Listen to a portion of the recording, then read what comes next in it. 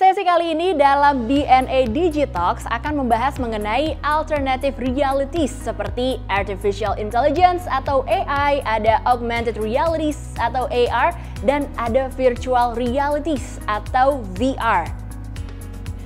Sesi dengan judul The Future of Alternative Realities ini akan dimoderasi oleh Yasha Hattab dan akan dihadiri oleh Irzan Raditya selaku CEO dan co-founder dari Kata.ai serta Jeffrey Budiman selaku COO Weir Group.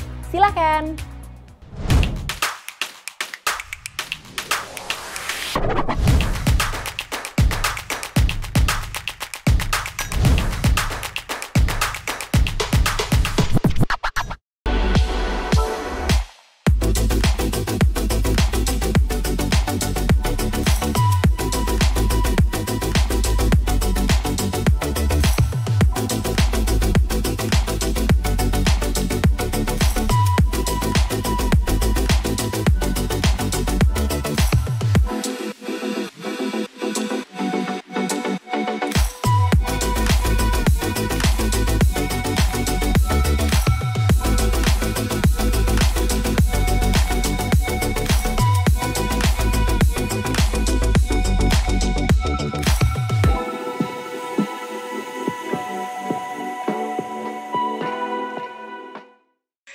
Selamat siang pemirsa di rumah, semoga kita semua dalam kondisi baik. Selamat datang di DNA Digitalks, sebuah rangkaian acara Grand Opening Disrupto Digital Hub.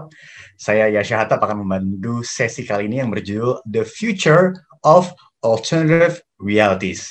Nah, sebelum kita memulai sesi ini, sebagai informasi, Disrupto Digital Hub merupakan sebuah multi-purpose venue yang berlokasi di The Breeze BSD City, yang akan menjadi epicentrum inovasi dengan menghadirkan pameran seni multimedia, serta program talk show dan workshop yang rutin. Nah, seru kan? Nah, dipersembahkan oleh Disrupto dan Sinar Masland, Disrupto Digital Hub hadir untuk mewujudkan visi misi kampanye Digital Hub Next Action atau DNA dalam mendukung perkembangan ekonomi digital dan juga ekonomi kreatif di Indonesia. Nah, kita sekarang mau memperkenalkan speaker-speakersnya ya. Kemajuan teknologi di era modern sekarang ini tidak terlepas dari produk-produk artificial intelligence atau AI, augmented realities atau AR, dan virtual realities alias VR. Tapi seperti apa perkembangannya saat ini di Indonesia dan bagaimana masa depan alternative realities tersebut? Dalam sesi The Future of Alternative Realities ini sudah hadir bersama kita adalah Irzan Raditya selaku CEO dan co-founder dari Kata.ai, sebuah perusahaan conversational artificial intelligence. Wah, that's quite a mouthful. Conversational artificial intelligence. Serta Jeffrey Budiman, COO dari Weir Group, perusahaan teknologi yang banyak menghasilkan produk-produk berbasis pengembangan augmented reality. Apa kabar, Mas Irzan, Pak Jeffrey? Baik, Mas Yasha. Halo semuanya. Halo, selamat. Kita panggilnya apa nih? Pak, semuanya. Pak, Mas atau Bung? Bung boleh. Kita kan ini belum terlalu lama nih, Euronya baru berakhir, jadi kita sebutnya Bung aja ya. Ya, Oke. boleh. Ya. Mungkin gini, kita kan sekarang ini memang kita ada di satu realita yang berbeda ya. Of course, we talk about mixed reality, digital reality, artificial intelligence. Tapi memang di masa ini, mungkin dari bulan Juli juga sudah ada namanya PPKM darurat ya. Ini kan ternyata memang pandemi sudah berlangsung sejak bulan Februari Maret 2020 dan sampai sekarang juga masih belum berakhir gitu. Jadi of course I'm going to ask about the main topic, tapi mungkin kita juga kalau bisa diskusi ini, pembicaraan ini juga membawa bukan hasil yang gimana, tapi we want to start a discussion, we want to start a conversation di mana artificial intelligence, augmented reality juga bisa memberikan solusi kepada future of alternative realities, di mana realitas kita ya sekarang udah seperti ini. Nah, kita mulai aja, mungkin yang pertama kita mulai dari Mas Irzan, nanti Pak Jeffrey akan bisa menambahkan juga dan juga untuk melengkapi ya. Menurut Anda seberapa dekat sih kita saat ini dengan alternative realities seperti AI, AR, VR, dan mixed reality, dan seperti apa nih perkembangan ekosistemnya di Indonesia? Alternative realities, kita udah mulai lihat ke sana sih. Ini udah bahkan dengan kita sekarang mulai main game online gitu ya. For example, the likes of misal Fortnite atau some other online games itu juga ada part of ibarat alternate realities. So we're close to that, but I think the future is immense menuju ke sana. Oke, Pak Jeffrey gimana? Ya, jadi kalau boleh saya tambahkan AI atau AR, VR itu sebenarnya ada sesuatu yang saling mendukung ya. Kalau kita ngomong mengenai AR dan VR sendiri kan sebenarnya juga sama. You need some level of machine learning juga, karena AR dan VR juga is all about recognition, is all about how the computer process the data, give response back, etc. gitu kan. Memang cara kita, kalau kita ngomong seberapa dekat kita misalnya dengan alternatif to reality ini, seperti yang barusan di-mention juga, mungkin lebih cara masuknya aja sih, bagaimana kita masuknya itu dengan lebih smooth gitu ya. Bisa masuknya misalnya bisa dengan aplikasi-aplikasi seperti Spotify atau apapun itu, atau mungkin kalau dari kita misalnya dari berbagai event-event yang ada gitu. Misalnya bagaimana brand itu langsung diberikan benefit secara langsung dengan misalnya dengan teknologi AR, si audiens bisa langsung berinteraksi dengan brandnya and direct them to do some actions and transactions. Dari situ misalnya mereka mendapatkan data yang nanti bisa diolah, dianalisa untuk kepentingan si brand lebih lanjut, misalnya seperti itu. Jadi seberapa dekat memang ini adalah sebuah proses yang berkelanjutan gitu. Nah, yang menarik di sini adalah sejak adanya PPKM terutama, kita tuh benar-benar udah kayak dipaksa lah untuk bisa mau nggak mau beradaptasi dengan the new normal yang baru, di mana kita sebenarnya dalam kaitannya dengan AR, VR, mixed reality yang bilang seperti itu dengan AI gitu. Jadi kita itu mau nggak mau harus orang awam gitu ya, mau nggak mau harus make lebih cepat gitu. Apalagi kan ya kita nggak bisa berinteraksi secara langsung nih, face to face gitu kan. Nah, dari sini muncullah ide-ide kreatif gitu. Dan itu akan mempercepat proses pembangunan ekosistemnya. Sebenarnya seperti itu, Mas Yasha. Nah, ini ngomong-ngomong ekosistem ya. Ekosistem kan juga sangat tergantung dengan perkembangan teknologi dan juga hardware-nya nih. Kalau kita lihat kan di sini kita ada dua pembicara nih. Satu dari kata .ai, satu lagi yang mungkin kalau dalam pandangan orang awam, artificial intelligence-nya ini masuknya ke dalam adalah sesuatu yang masuknya ranah itu in-app ya. Sedangkan kalau AR, VR itu itu sangat tergantung dengan gadgetnya sendiri. Nah, selain dari gadget itu, saya mau tanya langsung dulu nih ke Pak Jeffrey, nanti mungkin Mas Irzan bisa menambahkan juga dari sudut pandang AI-nya. Please correct me if I'm wrong juga. Apa sih tantangan di dunia teknologi untuk menormalkan penggunaan AI, AR, VR, dan mixed reality? Silakan Pak Jeffrey dulu. Ya, kalau dari kita sendiri, sebenarnya kita balik-baliknya adalah fungsional apa yang perlu kita tawarkan sih. Sebenarnya semua solusi-solusi dari yang kita tawarkan dari sisi Wir kan adalah solusi yang juga kita dapatnya inspirasi juga dari masyarakat gitu kan. Ada sebuah tantangan yang dari masyarakat, kita coba buat solusinya yang diperkaya dengan experience melalui AR maupun VR, terutama AR ya, karena memang spesialisasi kita banyak di AR gitu. VR juga salah satu komponen yang mendukung lah gitu. Nah, ya tantangannya adalah lebih ke edukasi. Nah, keuntungannya adalah masyarakat Indonesia ini sebenarnya kalau ngomong soal beradaptasi dengan teknologi itu cepat banget. Gitu. Diajarin sedikit, they can be as creative as possible gitu ya. Kita taruh mungkin contohnya agak gimmicky sedikit gitu ya. Kalau kita masukin AR filter lah dengan TikTok ataupun Instagram filter, itu kreativitas dengan satu filter aja udah entah kayak apa. It's like wildfire gitu kan. Jadi mereka bisa mengembangkan fungsi itu sendiri gitu. Nah, kita yang membuat like the core engine-nya itu kita gitu. Nah, jadi nanti tinggal kita mau masuk kemana nih? Mau misalnya kita mau masuk ke kayak kita kan ada future stores-nya gitu kan, misalnya pakai AR. Nah, ada AR basically membuat orang cukup tahunya adalah si pengguna ini saya punya sebuah toko virtual yang bisa keluar gitu kan, dan orang bisa masuk dan berbelanja, itu aja. Dan memberikan mereka keuntungan, mendapatkan penghasilan gitu. Sampai nanti pada waktunya baru kita bisa ngomong lah all those jargons lah, augmented reality. Karena kan orang kan dengar-dengar itu ya udah terintimidasi, aduh my god, gue dari gen sebelum-sebelumnya zaman kolonial deh, gue nggak bisa gitu kan untuk mengerti hal seperti itu. Nah, dengan gitu kan pelan-pelan seperti mungkin Mas Nisa juga setuju kan, saya kan semuanya itu masuknya juga tanpa disadari gitu. Nah, seperti itu. Mungkin Mas Irsan, ya. Oke. Kalau Mas Irsan gimana? Kalau di artificial intelligence, apa sih tantangannya di dunia teknologi untuk menormalkan penggunaannya artificial intelligence? Oke, this is very interesting ya. Karena kalau di ranahnya kata.ai yang bermain di conversational artificial intelligence atau istilah chatbot gitu ya, yang dimana kami fokusnya gimana si chatbot ini gantiin admin ya, dan bisa ngerti bahasa Indonesia dengan natural. Istilah dengan teknologi NLP, Natural Language Processing di sana. Karena variasi banyak banget lah kalau kita tuh ngobrol dengan bahasa hari-hari ya, apalagi bahasa texting. Nah, ini uniknya di kami adalah adopsinya itu sangat cepat dan orang cepat ngerti. Bahkan challenge-nya beda. Jadi kalau mungkin di Mas Jeffrey buat AR VR challenge-nya lebih kayak buat adopsinya, di kami adalah managing expectation. Karena when we talk about virtual assistant atau kayak conversational assistant, itu kita udah sering lihat kan di film-film di Hollywood. Let's say kita nonton Iron Man ya, ada si Jarvis, terus ada si Friday. Jadi kebanyakan when we propose a solution terkait conversational AI, di mana di sini building a virtual assistant that represents the business or the brands di messaging apps, in this case di WhatsApp yang memang notabene dipakai 130 juta orang Indonesia per bulan, itu not something new, not something ibaratnya kayak hard to sell. Yang sulit bahkan karena kita kebanyakan ya nonton film-film tersebut, kita ekspektasi tinggi banget gitu ya. Kita mikir kayak wah ini udah bisa ngapain aja AI-nya, AI bisa belajar sendiri apa enggak gitu ya. Jadi edukasi lebih ke sana sih. But I think we try to keep educating the prospect customers. Kalau sekarang ini, what we do is focusing on your business bottom line, Pak Bu, gitu kan ya.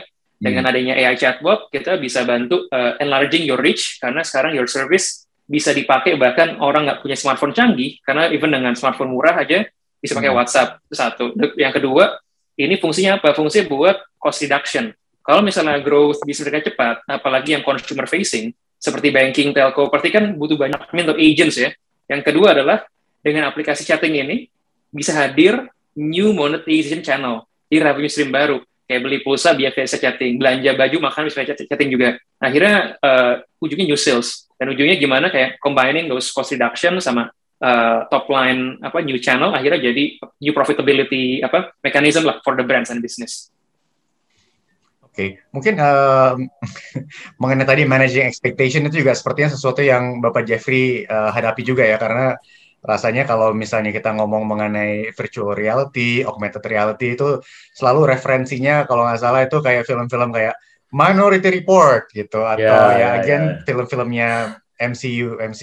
Ya, MCU set the standard. Dimana dari kliennya juga pasti briefnya kayak gitu ya. Oke, aside from that, mungkin kita ini kan again kita masih dalam masa pandemi ya. Tadi juga dari Mas Irzan, saya sekarang mau nanya beberapa hal ke Mas Irzan dulu hubungan dengan artificial intelligence. Tadi kan juga ngomong mengenai managing expectation, ngomongin mengenai chatbot segala macam. Nah, kalau saya sendiri ya, Mas Irzan memiliki satu experience sebagai penyintas COVID nih, karena saya kena dari bulan September tahun 2020. Nah, karena itu kan saya memiliki pengalaman bahwa saya pernah mengalami satu rangkaian kejadian di mana banyak sekali pertanyaan-pertanyaan tentang penyakitnya yang ditanyakan orang setelah saya sembuh gitu. Nah, ternyata I realized di masa-masa sekarang ini, kita sudah di bulan Agustus 2021, kita juga ngelihat bahwa banyak sekali orang yang tidak mengerti misalnya prosesnya dan juga perjalanan penyakitnya gitu. Sedangkan kita tahu dari Kementerian Kesehatan juga sudah bekerja sama dengan 11 startup teknologi nih, di mana mereka banyak malah employing real doctors yang nanti chatting gitu. Padahal banyak sekali pertanyaan-pertanyaan yang seharusnya sudah bisa dijawab sama chatbot. Nah, apakah saudara menggunakan chatbot untuk urusan pandemi ini, untuk urusan orang-orang yang isoman, yang ini yang problem yang real? Silakan Mas Irzan. Ya, oke. Jadi kami percaya juga dampaknya AI tidak hanya untuk tadi customer service atau bahkan marketing, tapi buat di healthcare. So it shows result bahkan di China, di UK, AI di healthcare itu presents great impact buat orang ketika butuh layanan telemedicine yang lebih scalable. Kebetulan di Kata kami berkolaborasi dengan Periksa.ai. Mereka satu startup yang bekerja di ranah healthcare dan AI. Kami berkolaborasi membuat AI-powered symptom checker. Jadi untuk memberikan konsultasi asli itu pasti ke dokter lah ya. Cuma di depannya kalau kita butuh ibaratnya self-checking, risk assessment, yang emang kita bisa lakukan with the tip of our finger ya, kita cukup di rumah aja pakai handphone, itu kita bisa. Jadi kami sini berkolaborasi dengan ratusan dokter dan ribuan data points untuk membangun satu engine AI yang ketika di feed data, dia bisa menganalisa 1.000 symptoms di sini. Dan akhirnya, apa yang kami berikan, tapi perlu hati-hati nih, akhirnya rekomendasi, dan kebetulan kami juga disclaimer, ini tuh bukan satu yang saklek atau mutlak, this recommendation, dan kami juga anjurkan ketika masukin symptomsnya pusing-pusing, misalkan batuk-batuk, berapa lama, berapa hari, jenis batuk kayak apa, itu ujung kami bilang kayak better Anda konsultasi lagi ke dokter, ke satu ya. Jadi paling enggak fokus itu sudah bisa digantikan dan tergantung positioning bahwa ini bukan menggantikan dokter loh ya. That's the first thing. The second thing, teleconsultation juga makin ibaratnya menjadi layanan yang dibutuhkan, ya kan, di mana-mana kan. I think we've seen like more than 10 companies offering teleconsultation. Nah, cuma challenge-nya adalah dokter ini juga ada kapasitasnya gitu kan ya. Di mana ketika mereka doing it manually, itu pasti bisa dibilang agak kurang scalable. Nah, what we see, peran AI di sini, itu bukan menggantikan dokter, tapi AI di belakang, bantuin dokternya. Jadi dari chat-chat yang masuk, itu AI merangkum, akhirnya masih rekomendasi, dok, kayaknya jawabannya ini deh. Jadi si dokter nggak usah mikir, nggak usah ngetik, tinggal klik atau edit nantinya. Nah, ini actually China, they have a tech company called Ping and Good Doctor ya. Itu with this kind of technology, mereka tuh bisa satu dokter bisa melayani 1.000 pasien per hari. Dan naikin productivity by 140%. So I think this the space where we see AI create impact di healthcare juga sih sebenarnya. Tapi apakah untuk pandemi COVID ini, apakah sudah ada klien atau rekanan yang memang merequest bahwa ini dilakukan juga? Again, karena kan basically, saya bukan dokter, saya bukan tenaga medis, tapi I've been through it dan dibilang awam banget juga enggak gitu, because it's ongoing every day, di mana sudah jelas bahwa riwayat penyakitnya kan kurang lebih sekitar 2 mingguan lah gitu, di mana dari gejala pertama sampai masa-masa yang kritisnya itu sekitar dari hari ke-8 sampai hari ke-15 itu udah jelas gitu. Dan yang isoman tanpa gejala kan juga sudah bisa dikategorikan, bahkan pemerintah pun memberikan telemedicine-nya itu kan berdasarkan satu yang tidak ada gejala, dan kedua dengan gejala ringan, dan ketiganya gejala ringan dengan misalnya ada batuk-batuk, makanya ada obatnya, ada Ambroxol gitu buat pengencer dahak dan lain-lain gitu. Apakah itu sudah ada pembicaraan untuk menggunakan AI dalam mendukung program pemerintah ini? Sepengetahuan Mas Irzan. Yes, bahkan di Priksa kami berkolaborasi dengan Pilkobar, aplikasi milik Kang Ridwan Kamil di Jawa Barat ya. Jadi melalui aplikasi Pilkobar itu penduduk Jawa Barat tuh bisa teleconsultation dengan ibaratnya layer pertamanya ada AI, baru akhirnya sama dokter. Nah itu hasilnya juga sangat wow ya. Tahun lalu itu kurang lebih 1 juta orang udah pakai di sana sih. Jadi ini ngasih traction bahwa there's a need and we can solve problem. Di case lain di asuransi, pasti kan asuransi kayak dengan kondisi COVID ini kan mereka juga there's a surge of demand ya. Akhirnya kan pasti premi yang dibayar juga lumayan besar kan. Nah ini menariknya with this kind of approach, combining AI and also real doctors, itu 60% of the patients yang pakai atau policy holders pakai layanan itu, mereka decided buat udah isoman aja, alias home care tanpa harus perlu ke rumah sakit atau beli obat. Jadi ini yang faktor menarik saya bisa share juga sih di sini. Oke, Mas Irzan, kita sudah bicara tentang perkembangan AI, Artificial Intelligence untuk masa sekarang di bidang customer service, dan juga tadi kita bahas karena kita masih dalam masa pandemi, kita bahas juga mengenai penggunaannya di health technology, health tech industry. Nah, industri apa saja yang mungkin memanfaatkan penggunaan AI? Apakah mungkin di learning, apalagi sekarang many people nggak bisa, anaknya atau orang dewasa, mereka nggak bisa ke kampus atau ke sekolah untuk belajar normal gitu. Gimana prospeknya? Sure, mungkin dari ini AI itu impact-nya luas banget ya, multidisciplinary di multiple industry sector juga. Kalau kita lihat di retail atau di commerce gitu ya, bahkan waktu tahun 2019 saya sempat ke China. Mungkin kalau kita sekarang bayar pakai e-wallet itu kan simply pakai QR code ya. Nah di sana itu handphone tuh di kantong aja. Kita bayar pakai muka. Kita tinggal senyum. Mereka punya device buat facial recognition. Dia bisa tahu saya siapa, terus saldonya berapa, and then langsung dapat makanan atau minumannya.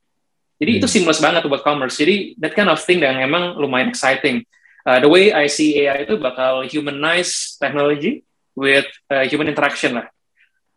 Kalau kita ngomong tadi soal education, I think this is the part that AI will create a big impact juga. Karena bisa dibilang kita sadarin pace learning tiap anak itu beda-beda, ya kan? Dan mereka punya intelligence di hal yang berbeda-beda. Di sini peran AI itu in the future itu akan memberikan apa? Personalized learning. Jadi misalkan untuk hal-hal yang anak ini belum menghitung nangkep gitu kan, nanti AI mungkin lebih deep untuk satu topik sampai anak itu ngerti lagi. Terus belum lagi nanti kalau misalkan udah tahu ini anak emang pace-nya seberapa cepat dan AI ini bisa nge-adjust kurikulumnya sesuai dengan pace anak itu dan kemampuan belajarnya. Akhirnya guru tetap dibutuhkan, tapi guru lebih kayak bisa menyesuaikan dengan materi yang sudah diproduce oleh AI ini akhirnya. And I think that's the future of AI. Intinya ke personalization, everything personalized. Bahkan karena advertisement itu kalau kita lihat sekarang ya buka Instagram, buka Google itu udah ikutin kita punya cookies tracker ya. But to the extreme nantinya bahkan bisa masuk ke offline juga yang personalized. Once udah tahu kita siapa, pakai facial recognition, ada record datanya, itu bisa ke ranah sana. So I think itu sih yang emang lumayan impactful. I think another thing di financial service.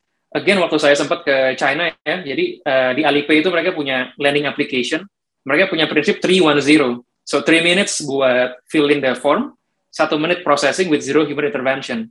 Jadi a lot of data yang diambil dari Alibaba punya digital ecosystem dari mulai belanja di Taobao misalkan, terus pakai Alipay kayak gimana, pakai service apa aja.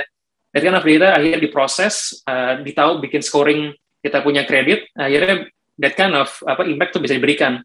Jadi kita butuh modal usaha pun lebih mudah juga. Jadi AI is here to stay, and then I think it will accelerate it in a very fast pace, the way I look at it. Very interesting examples that you cite dari China tentang cara belanja lah segala macam penggunaannya.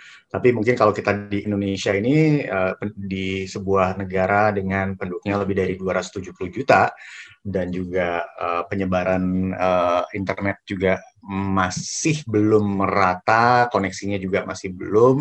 Mungkin kita mesti bicara dengan Bapak Jeffrey Budiman juga nih. Ini Jeffrey ini dari Weir Group, di mana AR & Co dan juga ada unit-unit lain menciptakan produk-produk berbasis augmented reality yang nggak semuanya berbasis gadget aja ya, Pak Jeffrey ya. Nah, gimana caranya AR dapat bermanfaat bagi masyarakat dalam kehidupan sehari-hari di perkotaan yang internet connection-nya bagus, tapi juga gimana sih caranya supaya ini bisa didaya gunakan di pelosok-pelosok? Silakan Bapak Jeffrey. Ya, jadi seperti yang Mas Yasha bilang, jadi kita sudah menyadari lah, jadi internet penetration di Indonesia itu kan masih ongoing proses gitu ya, dan juga bahkan kalau kita ngomong soal daerah sendiri, masih banyak orang yang masih prefer, misalnya kalau when it comes to payment contohnya, mereka mungkin masih lebih prefer untuk memakai cash dan sebagainya. Jadi kita tidak bisa mengalihkan pandangan kita dari hal-hal seperti itu. Gitu. Mungkin sekarang kalau kita lihat dari gadget sendiri, karena Weir itu kan berdiri dari tahun 2009 gitu ya. Kita udah tau lah zaman dulu yang namanya kalau pakai AR, you need like a desktop processing power baru bisa you see experience AR. Sekarang hanya dengan misalnya dengan handphone yang dijual di pasaran, mungkin kita udah mulai bisa menikmati ya simple augmented reality experience dan sebagainya. Gitu. Jadi kita has to be creative gitu sebenarnya. Jadi kalau kita misalnya masuk ke area-area yang di luar kota besar, jadi kita tuh bahkan udah ada sebuah kios yang kita bekerja sama dengan beberapa retail gitu ya. Kita taruh kios itu dan di situ orang nggak perlu harus download apapun gitu ya, nggak perlu harus mikir mengenai internet dan sebagainya. Brands masih bisa memberikan interactive experience ke para pengunjung, bisa seperti itu.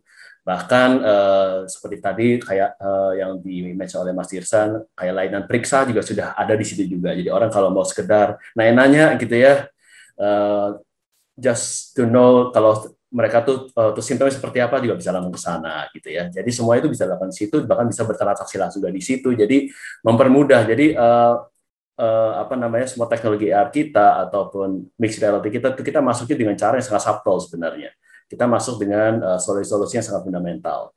Begitu juga kalau kita ngomong mengenai banyaknya yang masih bertransaksi dengan cash misalnya, atau masih banyak yang mungkin belum punya gadget yang mumpuni.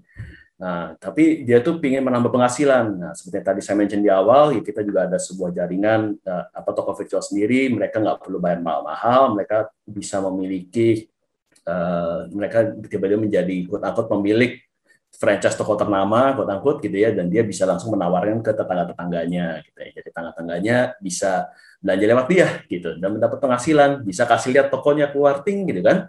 Terus orang bisa langsung masuk dan seakan-akan berbelanja secara virtual kayak gitu. Jadi mereka masuknya, kita masuknya itu memberikan pengalaman yang seakan-akan mereka tuh nggak perlu belajar dari awal gitu. Nah, jadi dari situ perlahan-lahan tanpa disadari AR, VR itu udah mulai bisa masuk dan blending, dan juga dengan sebenarnya dengan berbagai kekurangan, mungkin tantangan yang infrastruktur dan sebagainya, sebenarnya itu kita harus melihat juga sebagai salah satu keuntungan kita juga sebenarnya, kita mulai dari Indonesia gitu ya, karena semakin kita banyak belajar dari berbagai kekurangan yang ada nih, sebenarnya kita menjadi justru semakin kreatif dalam memberikan solusi, dan itu bisa di-expand ke negara manapun sebenarnya, Mas Yasya. Oke, jadi tadi udah disebut ya beberapa produk atau platform yang menggunakan AR ya. Apakah ada potensinya selain itu, apakah untuk edukasi, tadi kita juga ngomong edukasi untuk dari sisi artificial intelligence ya. Kalau dari sisi AR, buat edukasi itu gimana? Kalau edukasi, wah ini luas banget sebenarnya. Jadi bahkan sebelum pandemi pun kalau ngomong soal edukasi,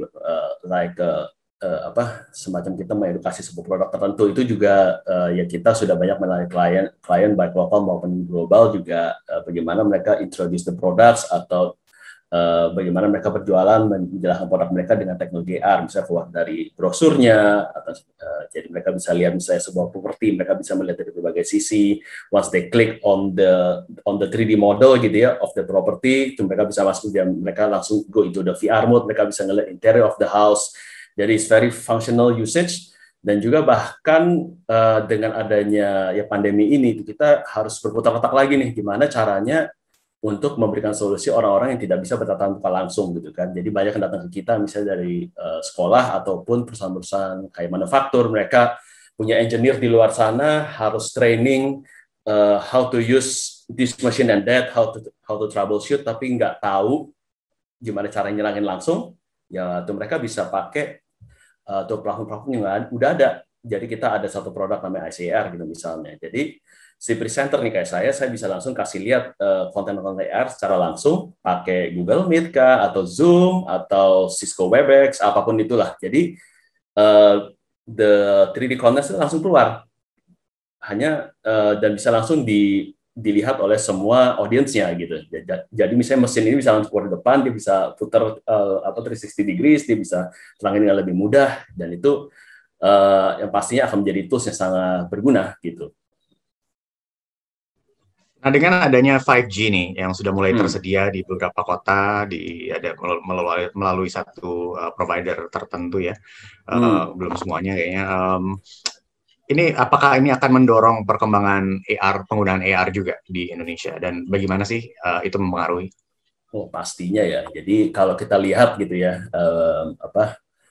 memang dulu kalau kita lihat dari speed, mungkin dulu dari zaman 2G ke 3G mulai masuk ke dari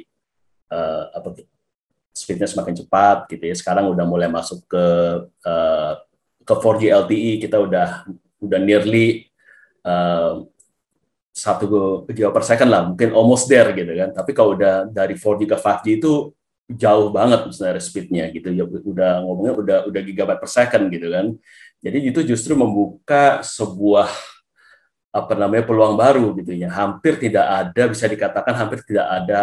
tantangan yang banget lah bisa dikatakan when it comes to how kita bisa deliver content, especially the one that needs bandwidth dan sebagainya gitu ya. Makanya AR itu semakin banyak dilihat penggunaannya di berbagai bidang gitu, baik itu untuk kedokteran, baik itu buat military, untuk pertahanan, di mana kita udah bisa misalnya having a group meeting and group discussions gitu ya, misalnya dari Asia di Amrik gitu misalnya, saya di sini saya bisa bertemu dengan your avatar directly in the virtual space gitu ya. Seakan-akan itu udah namanya time and space and distance itu udah nggak ada gitu. Jadi peluangnya sudah seluas itu gitu ya. Dan apalagi kalau bisa digabung dengan AI gitu misalnya, bagaimana proses machine learning akan jadi semakin cepat mendapatkan berbagai data. Wah, itu I think in the next years itu kita bisa lihat, I think the world around us itu udah mungkin nggak cuman begini aja, tapi mungkin udah bisa overlaid with digital information. Who knows? Sekarang Google sudah semakin like consumer centric kan. Dulu cuman ada mungkin apa itu, misalnya kayak tuh HoloLens yang dulu mungkin harganya masih $1,000, pasti sekarang udah semakin murah dan semakin mungkin consumer, mungkin brand-brand lain juga kalau kita lihat di media sudah mulai punya agenda untuk membuat AR glasses-nya gitu ya. Jadi bisa dibayangkan gitu. Ini terima kasih atas explanation-nya Bapak Jeffrey, dan juga tadi ngomong mengenai kolaborasi nih antara artificial intelligence dengan augmented reality, virtual reality, dan sepertinya memang saat ini kalau dari sisi kata .ai dan AR&Co dan Weir Group ini juga sudah menjadi saudara seperiksa nih, sama-sama ada periksa-periksanya dari kayak semacam second cousin gitu. Nah, dengan semangat kolaborasinya ini dengan Disrupto kita kan tentunya ingin ada solusi-solusi. Kira-kira sebagai penutup ya, kira-kira kita mau ambil kesimpulan nih sebetulnya bahwa memang teknologi dari artificial intelligence, augmented reality, virtual reality itu semuanya bisa di satu mix intelligent reality. How's that? Sounds about right. We can think about it. Ya, dan kalau misalnya ada yang ditambahkan mungkin dari Mas Irzan tentang dari apa yang diceritakan oleh Pak Jeffrey barusan, bagaimana sih kita bisa berkolaborasi nih untuk menciptakan satu future dengan technology for humanity nih? Yeah, I think banyak banget tadi di-mention sama Pak Jeffrey, is very interesting ya. I think kalau kita lihat namanya virtual assistant di sini kan pasti butuh ibaratnya a bit of human touch and it needs to be visual, right? Ya, betul. Di sini kan lebih, Weir Group, di sini lebih kayak dari AR, VR-nya, and then kata play on the conversation intelligence, gimana that kind of avatar tuh akhirnya bisa ngobrol, ya kan? From dari text to speech, speech to text, NLP-nya, nah that kind of thing yang mungkin bisa jadi kayak new ways for businesses, for brands to interact with their customers, right? Yeah. Nah, yang kedua tadi, kalau kita ngomong interaction itu, let's say, kita nanti nggak ada barrier-nya ngobrol sama orang misalkan di Arab, let's say di Korea, di Jepang, because of real-time translation, AI juga play role di sana. So, I talk in misalkan bahasa Indonesia, lalu dijadiin bahasa Korea gitu, saya nggak usah repot-repot buat belajar bahasa Korea untuk kalau BTS misalkan. Udah ada subtitling ya, udah ada subtitling nanti. Iya. Sekarang kan bersalah kalau YouTube kan. Ya, udah ada subtitlingnya, tapi dengan juga mungkin dengan semakin banyak samplingnya makin canggih itu pasti. Okay, that's really interesting karena selama ini saya juga kadang-kadang mendengarkan ini K-pop karena nggak perlu ngerti bahasanya apa, yang penting enak aja deh. Kadang-kadang karena kita ngerti bahasa Inggris jadinya like ngomong apa sih? Anyway, so sebelum kita akhiri, unfortunately we're out of time. So thank you for your participation. This is the future of alternative realities. Dan semoga diskusi ini dapat memberikan kita inspirasi untuk menciptakan inovasi-inovasi berbasis AI, AR, VR, dan juga bisa kita supaya bisa lebih mengenal penggunaan teknologi AI, AR, VR sehingga dapat memanfaatkannya dengan sebaik-baiknya dalam keseharian, apalagi when it's needed the most, seperti saat ini di masa pandemi ini. Kita juga kemarin mungkin sedih juga kita lihat ada satu video di mana ada usaha penegakan PPKM darurat ya, di mana dari petugas menganjurkan kepada penambal ban untuk melakukan bisnisnya secara virtual, which itu nggak bisa dilakukan. Tapi mudah-mudahan kita bisa menciptakan berbagai solusi-solusi lain yang berbasiskan alternative realities ini. Dan begitu berakhir pula sesi talk show DNA Digitalks, The Future of Alternative Realities. Terima kasih banyak kepada para pembicara yang sudah hadir. Ada Mas Irzan Raditya dari Kata.ai dan juga Pak Jeffrey Gunawan dari Weir Group yang membawahi AR&Co. Terima kasih juga untuk semua peserta yang sudah menyaksikan sesi talk show ini. Ya, dan semoga diskusi ini dapat memberikan kita inspirasi untuk menciptakan inovasi-inovasi berbasis AI, AR, VR, dan juga untuk mengenal penggunaan teknologi AI, VR, dan AR sehingga dapat memanfaatkan dengan sebaik-baiknya dalam keseharian. Dengan begitu, berakhir pula sesi talk show DNA Digitalks, The Future of Alternative Realities. Terima kasih kepada para pembicara yang sudah hadir, Mas Irzan Raditya dan juga Pak Jeffrey Budiman. Terima kasih juga para peserta yang sudah menyaksikan sesi talk show ini dimanapun Anda berada.